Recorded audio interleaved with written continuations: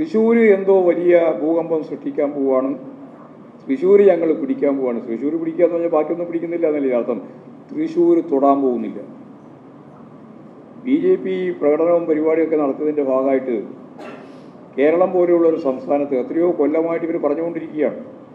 കഴിഞ്ഞ അസംബ്ലി തെരഞ്ഞെടുപ്പിൽ പറഞ്ഞു ഞങ്ങൾ 30+ ആണെന്നാണ്. എന്നിട്ട് ഉള്ള ഒന്നും പോയി. ഇപ്പോൾ പാർലമെൻറ്റ് തെരഞ്ഞെടുപ്പിൻ്റെ ഭാഗമായിട്ട് ഞങ്ങൾ പിടിക്കുമെന്ന് പറഞ്ഞുകൊണ്ടിരിക്കുന്ന സീറ്റുകളുണ്ട്. ഒരു സീറ്റും പിടിക്കാൻ പോകുന്നില്ല. കേരളത്തിലെ ജനങ്ങളുടെ മനോനില കൃത്യമായിട്ട് അറിയുന്ന, ഇന്ത്യൻ രാഷ്ട്രീയവും കേരള രാഷ്ട്രീയവും കൈകാര്യം ചെയ്യുന്ന എല്ലാവർക്കും അറിയാം, ഈ നാടിൻ്റെ ഏറ്റവും വലിയ ശത്രു മതനിരപേക്ഷതക്കെതിരായി, ജനാധിപത്യ സംവിധാനത്തിനെതിരായി, ഭരണഘടന തന്നെ ഇല്ലായ്മ ചെയ്യാൻ വേണ്ടിയിട്ട്, പാർലമെൻ്ററി വ്യവസ്ഥ തന്നെ ഇല്ലാതാക്കാൻ ഭരണകൂട സ്ഥാപനങ്ങളുണ്ട് ഒരുപാട്. ആ ഭരണഘടനാ സ്ഥാപനങ്ങളെ മുഴുവൻ തകർക്കാൻ എല്ലാ ഫാസിസ്റ്റ് രീതിയിൽ മുന്നോട്ടേക്ക് പോകുന്ന ഒരു സമീപനം സ്വീകരിക്കുന്ന പാർട്ടിയാണ് BJP. അതിൻ്റെ ന്യൂക്ലിയസായി പ്രവർത്തിക്കുന്ന വിഭാഗമാണ് RSS. ഇവർ ഈ രാജ്യത്തിൻ്റെ ജനാധിപത്യം തകർത്ത് ഫാസിസത്തിലേക്കാണ് യാത്ര. വർഗീയ ധ്രുവീകരണമാണ് ഇവർ ഉദ്ദേശിക്കുന്നത്. അതിന് അവർ തന്നെ ചൂണ്ടിക്കാണിച്ചതുപോലെ ആഭ്യന്തര ശത്രു, 3 പ്രധാനപ്പെട്ട ആഭ്യന്തര ശത്രുവിനെ പറ്റി RSSൻ്റെ പ്രത്യശാസ്ത്രകാരൻ തന്നെ വ്യക്തമാക്കിയിട്ടുണ്ട്. അത് വിചാരധാരയുടെ അധ്യായങ്ങൾ പരിശോധിച്ചാൽ നിങ്ങൾക്ക് നേരിട്ട് കാണാം. ഗോൾവാൾക്കറുടെ ഏറ്റവും പ്രധാനപ്പെട്ട രചന. അതിൽ 3 പ്രധാനപ്പെട്ട ഭാഗം. ഒന്ന്, നമുക്കറിയാം കേരളം സാർവദേശീയ തലത്തിൽ ഹിന്ദു, മുസ്ലിം, ക്രിസ്ത്യാനി 3 സാർവദേശീയ മതം. കേരളത്തെ പോലെ വിന്യസിക്കപ്പെട്ട ജനസംഖ്യാനുപാതത്തിലുള്ള ഒരു നാട്, ഒരു രാജ്യം പോലെ ലോകത്തെവിടെയില്ല. അത് ഈ RSSകാർക്കും BJPക്കാർക്കും ഇപ്പോഴും അത് പൂർണ്ണമായിട്ട് മനസ്സിലായിട്ടില്ല.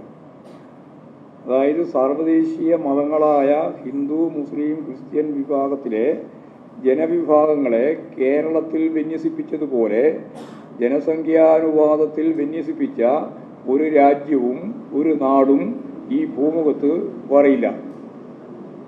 അത് പറഞ്ഞ മനസ്സിലായില്ലേ? വേറെയില്ല.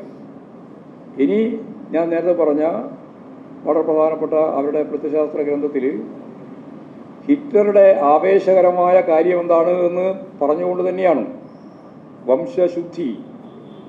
അതിനുവേണ്ടി 60 ലക്ഷം മനുഷ്യരെയാണ് കുരുതി കൊടുത്തത്. അതിനെ ആവേശം കൊണ്ടുകൊണ്ടാണ് ഗോൾവാൾക്കർ പറയുന്നത് ഇന്ത്യക്കും വംശശുദ്ധി വേണം എന്ന് പറഞ്ഞതിൻ്റെ അർത്ഥം. വംശശുദ്ധി വേണം എന്ന് പറഞ്ഞതിൻ്റെ അർത്ഥം ഇവിടെ ഹിന്ദുത്വ എന്ന് പറഞ്ഞാൽ നമ്മുടെ നാട്ടിലെ പാവപ്പെട്ട പട്ടികജാതിക്കാരനും പട്ടികവർഗക്കാരനും പിന്നോക്കക്കാരനും OECക്കാരനും OBCക്കാരനും എല്ലാം പിന്നോക്കം, ആ വിഭാഗമെല്ലാം ഹിന്ദുവാണെന്നാണല്ലോ നമ്മൾ ധരിക്കുന്നത്. ചാതുർവർണ്ണയാണ്, 4 വർണ്ണം. ബ്രാഹ്മണര്, ക്ഷത്രിയര്, വൈശ്യര്, ശൂദ്രര്. ഈ 4 എണ്ണത്തിൽ 2 എണ്ണം കേരളത്തിൽ കാര്യമായിട്ടേ ഇല്ല. അറിയാമല്ലോ നിങ്ങൾക്ക് ഏതൊക്കെ ഇല്ലാതെ? ബ്രാഹ്മണർ അത്യാവശ്യമുണ്ട്. പിന്നെന്താ, വൈശ്യര് നിങ്ങൾ കണ്ടിട്ടുണ്ടോ വ്യാപകമായിട്ട്? ഇല്ല. പിന്നെ ഇതാ ക്ഷത്രിയരെ ഉണ്ടോ അധികം? അതുമില്ല. അപ്പോൾ ബ്രാഹ്മണർ കഴിഞ്ഞാൽ കുറച്ചുള്ളത് പിന്നെ ശൂദ്രര് എന്ന് പറയുന്നത് നായര്, നമ്പ്യാർ ഉൾപ്പെടെ വർണ്ണമുള്ളവരാണ്. വർണ്ണം ഇല്ലാത്തവരുടെ പേരെന്താണ്? അവർക്കൊരു പേരുണ്ട്. വർണ്ണം ഇല്ലാതെ വിഭാഗത്തിനൊരു പേര് ഏതാ? വർണ്ണമില്ലാത്തവരെന്താ പറയാ? അവർണ. അത് വളരെ കറക്റ്റല്ലേ? അവർണ. ഈ അവർണരൊന്നും ഈ പറയുന്ന വിഭാഗത്തിൽ അതിലെ ചണ്ടാള വിഭാഗമാണ്. അതൊന്നും ഹിന്ദുത്വത്തിൻ്റെ ഭാഗമായിട്ട് അംഗീകരിക്കുന്നതല്ല. ചാതുർവർണ്ണ കുത്തക മുതലാളിത്ത കൂട്ടുകെട്ടിൻ്റെ അമിതാധികാര വാഴ്ചയാണ് ഈ ഇന്ത്യയിൽ നടന്നുകൊണ്ടിരിക്കുന്നത്. അപ്പോൾ അവരിവിടെ ചൂണ്ടിക്കാണിച്ചിട്ടുള്ള ആഭ്യന്തര ശത്രുക്കളുണ്ട്. ആഭ്യന്തര ശത്രുക്കൾ പ്രയോഗിച്ച പദമാണ് ആഭ്യന്തര ശത്രുക്കൾ. ആരൊക്കെ ആഭ്യന്തര ശത്രുക്കൾ? ജർമ്മനിയിൽ 60 ലക്ഷത്തെ കൊന്നു എന്ന് ഞാൻ പറഞ്ഞില്ലേ? ഇവിടെ ആഭ്യന്തര ശത്രുവാര? വംശശുദ്ധിക്ക് വേണ്ടി ഉന്മൂലനം ചെയ്യേണ്ടുന്ന ശത്രുവാര? 3 എണ്ണമാണ്. ഒന്ന് മുസ്ലിം, ആണ് മുസ്ലിം. 2 പറ, അതും തന്നെയാണ്. ഏതാ? 2 മിഷണറീസ്. 3 മാർക്സിസ്റ്റ്, അപ്പോൾ 3 M. ഈ ഉന്മൂലനം ചെയ്യേണ്ടുന്ന ഈ 3 എണ്ണം ഇന്ത്യയിൽ ഏറ്റവും കൂടുതലുള്ളത് എവിടെയാണ്? നിങ്ങൾക്ക് കണക്കൂട്ടിയാൽ വേഗം മനസ്സിലാവും. അതിൽ ഏറ്റവും പ്രധാനപ്പെട്ട കേന്ദ്രം കേരളം തന്നെയാണ്. എന്നിട്ട് നേരത്തെ ഞാൻ പറഞ്ഞില്ലേ, ലോകത്തിലെ 3 സാർവദേശീയ മതങ്ങളുടെ ഏറ്റവും പ്രധാനപ്പെട്ട വിന്യാസത്തിൽ ഇതുപോലുള്ള ഒരു റേഷ്യോ വേറെ എവിടെയില്ല. അപ്പോൾ ഇവിടെ മുസ്ലിമും ക്രിസ്ത്യാനിയും കമ്മ്യൂണിസ്റ്റും എല്ലാം ചേർന്നാൽ ഇന്ത്യയിലെ മറ്റിതര സംസ്ഥാനങ്ങളിലുള്ള ആഭ്യന്തര ശത്രുവിനേക്കാളെല്ലാം കൂടുതലാണ്.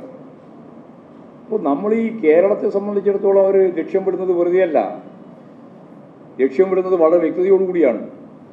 അപ്പോൾ ഇതെല്ലാം മനസ്സിലാക്കി ഇതിനെല്ലാം പ്രതിരോധിക്കുന്നതിന് വേണ്ടിയുള്ള വളരെ ശക്തമായ പ്രവർത്തനം നമ്മൾ നടത്തേണ്ടതുണ്ട്. നരേന്ദ്രമോദി ഒരു തെരഞ്ഞെടുപ്പ് പ്രഖ്യാപനത്തിൻ്റെ ഭാഗമായിട്ട് ഉദ്ഘാടനം ചെയ്തതുപോലെ തൃശ്ശൂർ കേന്ദ്രീകരിച്ച് ഞങ്ങൾ മുമ്പോട്ടേക്ക് പോകുമെന്ന് മുമ്പ് പിണറായി മത്സരിക്കുന്ന നിയോജകമണ്ഡലമായ ധർമ്മടം നിയോജകമണ്ഡലത്തിൽ ഇതേപോലെ തന്നെ ഒരു നേതാവ് അമിത്ഷാ ഒരു പദയാത്ര തന്നെ സംഘടിപ്പിച്ചിരുന്നു. ആ പദയാത്രയോടുകൂടി ആ മണ്ഡലം ഞങ്ങളുടെ കയ്യിൽ വരുന്നതാണ്. അതാണ് കേരളത്തിലെ ഏറ്റവും വലിയ ഭൂരിപക്ഷമുള്ള ഇടതുപക്ഷ ജനാധിപത്യ മുന്നണിയുടെ മണ്ഡലമായിട്ട് മാറിയത്. അതുകൊണ്ട് നിങ്ങൾ വന്നതുകൊണ്ട്, പദയാത്ര നടത്തിയതുകൊണ്ട്, ഇവിടെയും റോഡ് ഷോ നടത്തിയല്ലോ, റോഡ് ഷോ നടത്തിയതുകൊണ്ട്, ഇവരെല്ലാം പരിപാടി സംഘടിപ്പിച്ചതുകൊണ്ട് ഇടതുപക്ഷ ജനാധിപത്യ മുന്നണിയുടെ എന്തോ അടിത്തറ എങ്ങനെ ഇളകിപ്പോകും എന്നുള്ള തെറ്റിദ്ധാരണ മുമ്പ് അവർക്ക് ഉണ്ടായിട്ടില്ല, ഇപ്പോഴും ഉണ്ടാവേണ്ട കാര്യമില്ല, ഉണ്ടാവുകയും ചെയ്യില്ല.